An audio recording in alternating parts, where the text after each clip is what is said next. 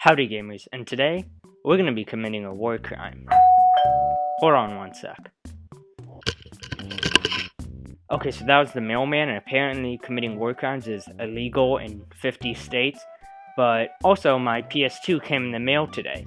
So, I guess if we're not going to be committing war crimes, we can do that another day, and today, we can look at Burnout 3. Before I begin this review officially, I want to get out of the way that I am not a fan of racing games. In case you guys are wondering, the only racing games I've played before Burnout 3 were the Mario Kart games and Nitro type. So when I start praising mechanics in Burnout 3 that are possibly in every racing game ever, just keep that in mind before you leave a comment. But on the other side of not being a racing game fan, hopefully that means you'll give this game a shot if as well you're not a racing game fan. The only reason why I played Burnout 3 in the first place was because this is a part of the series on the channel where I go over the top 100 games of all time, and Burnout 3 is number 99. Burnout 3, as I previously mentioned, is a racing game, but unlike games like Nitro Type or Mario Kart, there's not just one or two main modes. With Mario Kart you have racing, battle mode, online, but that's pretty much it, and with Nitro Type you only have racing. But with Burnout 3, one of the great things is about how much diversity in gameplay there is. There are 4 main game mode options: World Tour, Single Event, Multiplayer, and Online. Since the game was made in 2004, the online doesn't work anymore because the servers are obviously offline, but I felt like it was still important to mention. But there's also the Multiplayer, but because I only have one PS2 controller, I couldn't really get into that either. From what I can tell from the main menu options, it does seem pretty fleshed out though. If you have a friend, you can just race them one-on-one, which in most racing games would be pretty average, but in Burnout they have the takedown mechanic, which makes it a lot more interesting. In Burnout 3 there's a risk-reward system, where if you take risks, you get rewards in the form of a boost, that can then be activated for higher speeds. Drive really close to another car without hitting it? Boost. Drive on the wrong side of the street? Boost. But this mechanic goes even further, where you can combine them both and drive on the wrong side of the street and drive right by another car for even more boost. Apart from being a great way to get pulled over in real life, this mechanic works to make this game even more fun. Because of this, when you're racing, you have to drive close to other cars, but if you crash, it can all be over, making, like what I said, an awesome risk-reward system. But that's not the only way to get boosts. When you're racing other cars like in multiplayer, you can also take down other players. So you can bash your friend's car until he goes a bit to the right, causing him to get hit by a truck or something. Not only will this slow them down, it'll also give you a speed boost. There are honestly so many different ways to take someone down in this game, I don't have time to go into them all, but just know it's really well done and really fleshed out. Maybe that's because it's the third game in the series and they've had time to perfect it, but I don't know. So back to how this affects multiplayer races. It'll just become you trying to take down your friend and driving right by other cars trying not to crash. Of course, with crashing being a main component of the gameplay loop, there's of course a multiplayer match designed around that. Road Rage. In Road Rage, you won't be racing another opponent for first across the finish line, instead you will be racing to see who can get 10 takedowns first. I wish I could say more about this, like, oh yeah, it gets really intense when you and your friend are both at 9 takedowns, and you're racing to get the final one, but like I said, I only have one controller, so I can't say for sure. Also, I forgot to mention this earlier, but in multiplayer, you can race with any car in track that you have unlocked. And if you're not sure what you want to do, because maybe you're new to the game, you can just set both on random and let the game decide. And there are a lot of cars and tracks in this game, so let me tell you, you won't be getting bored. You can choose any car and track, by the way, on any of the multiplayer game modes, including Team Crash. Team Crash takes the takedown mechanic and puts a new spin on it. You and your friends start at the same time in an enclosed area of the track, and just try and cause as much damage to oncoming traffic as possible, racking up money that acts as points. It's not just driving into oncoming traffic and hoping for the best though. Instead, you have to find the best area to crash, which you can find that out because before it starts, you get a view of where you're going to be crashing, along with what power-ups are there. You can skip this cutscene if you want though. Speaking of power-ups add another layer to this, where you have to angle your crash to pick up as many power-ups as you can, like gold coins that will add 20,000 points to your score, or a ×2 or ×4 multiplier, which will do exactly what it sounds like. But on the other hand, you also have to look out for the Heartbreaker multiplier and try to avoid that, because it'll cut your points in half and will cancel any other points multiplier. I also should mention that during this you're working together with your friend, trying to get as many points as you can. But if you'd rather go against your friend, you can just go over to Double Impact, which is the same as the previously mentioned game mode, but you're working against your friend, trying to get all the points for yourself, or trying to sabotage your friend. The final multiplayer game mode is Party Crash. Instead of split screen crashing all at once, like with Double Impact, in this one you do a normal crash game mode, but after you go, your friends go with the same car and of course on the same map. And you and your friends can do as many rounds as you want, so you could technically do up to every track all at once. And notice how I said friends plural. That's because you can have up to 8 people competing on this game mode for the highest score. So eat your heart out 8 players Smash, because Burnout 3 did it first. Or maybe Burnout 2 or 1 did it. Like I said, I have no idea about other racing games. Of course, that's just multiplayer. If you're like me and only have one controller, or you're practicing social distancing, which if you are, good job, there is still single player options. And for the record, all my 45 hours I put into this game came from the main event here, Burnout 3 World Tour. Because despite how amazing the multiplayer seems here, it's nothing compared to the World Tour. Honestly, this game could just be this mode and I would be more than satisfied. Burnout World Tour is a freaking extremely fleshed out campaign mode of sorts. There are 3 regions you'll be racing in this mode: USA, Europe, and Far East. You start out with just the USA, and from there the more you race, the more events you unlock, and eventually you'll unlock events in Europe and then the Far East. Each region has around 9 different locations, and those said locations are part of one major race course.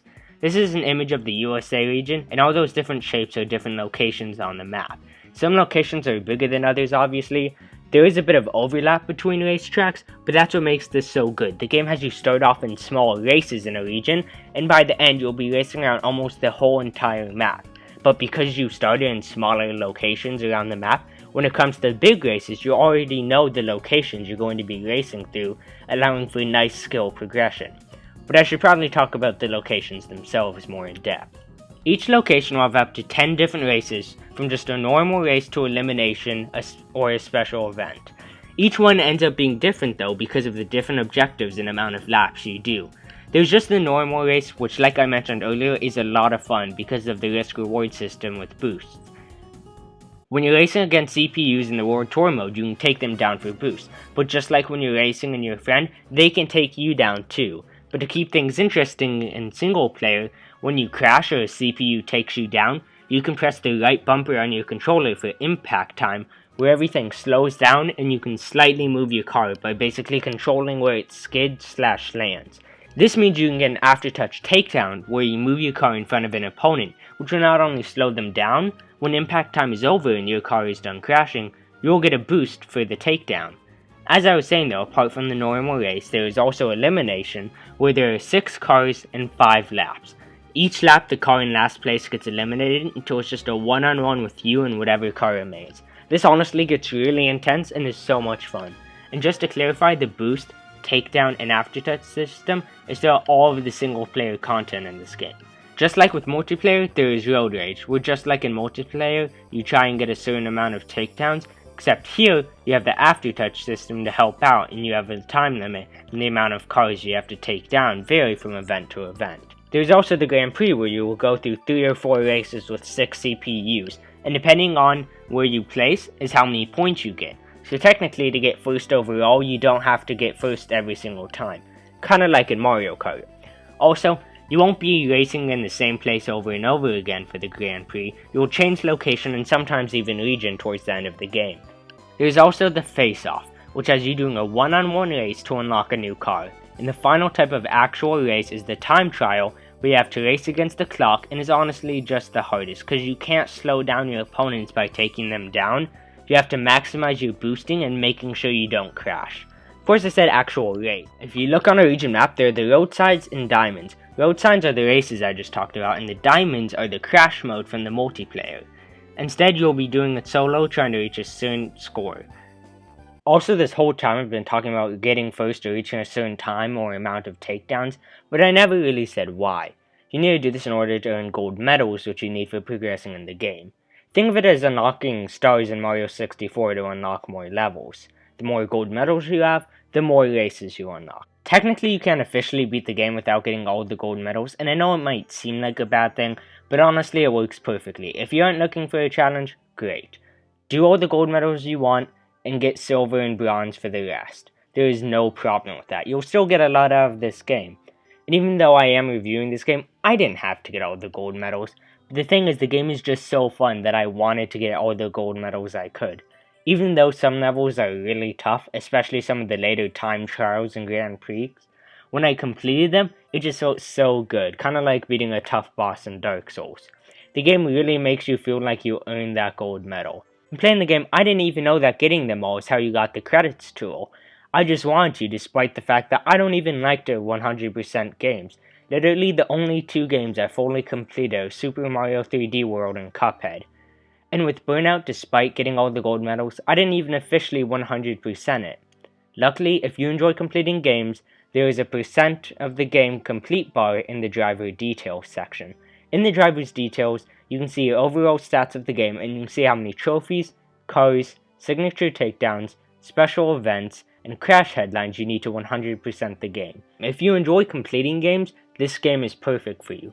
Also, if you have siblings, there are 3 different save files.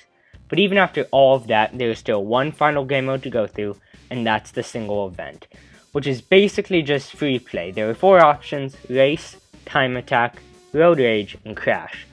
You can do any race that you've done from the game so far here, and you can choose any car you want.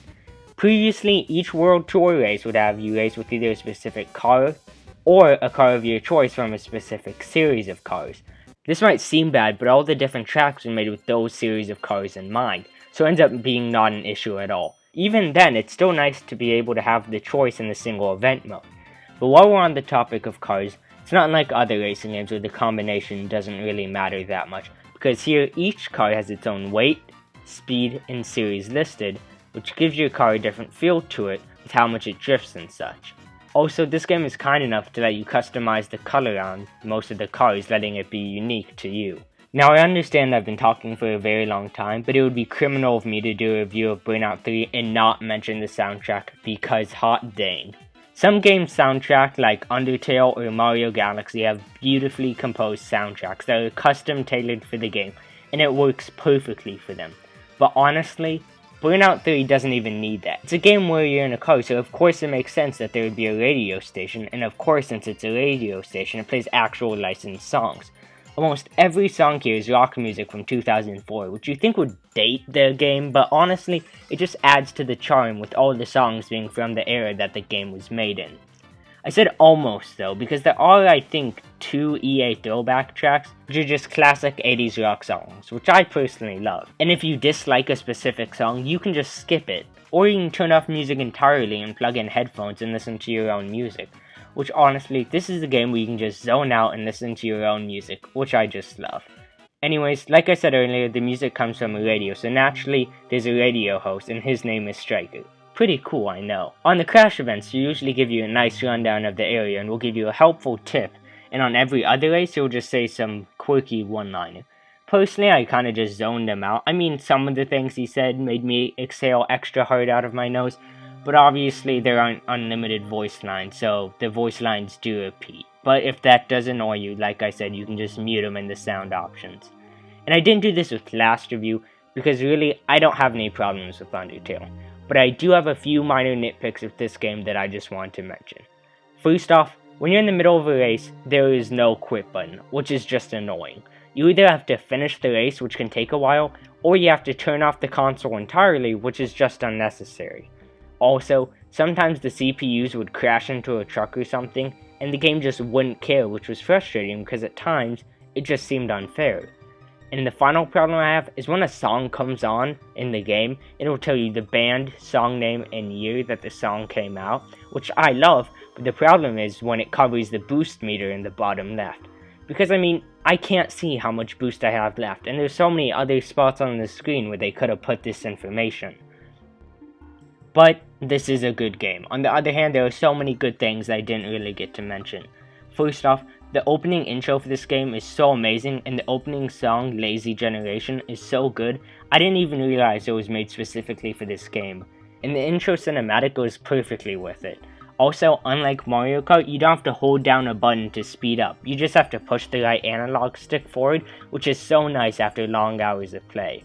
Also, I never mentioned it, but this game has such a nice drifting system to it, where if you brake, you drift, which just feels really good on the sticks and is so much fun to master.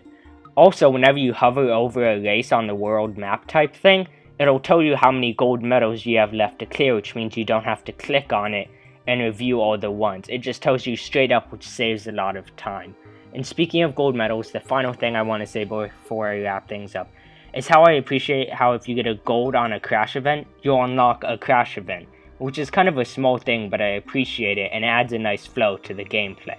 Of course, you're probably all thinking, well, Eric, you and the shelf look different than from the last time we saw you. And yeah, that intro was filmed around 3 weeks ago because I didn't want the PS2 box to be thrown away.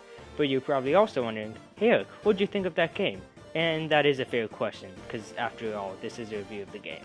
And to give this game a score out of 100, I would give it a 95 out of 100. And honestly, that's a pretty good score. Remember, I don't even like racing games. In fact, I recommend this game, and I recommend it so much that I even give this my official Eric Derek, I really recommend you play this game even if you don't like racing games award. You can get this game for $10 on eBay for the PS2, original Xbox, and Xbox 360. But if you don't trust my recommendations enough to spend $10, I recommend you go check out the YouTuber Stop Skeletons from Fighting. He does really interesting videos on old video game peripherals and stuff like that. But with all that said, stay safe, and I love you guys.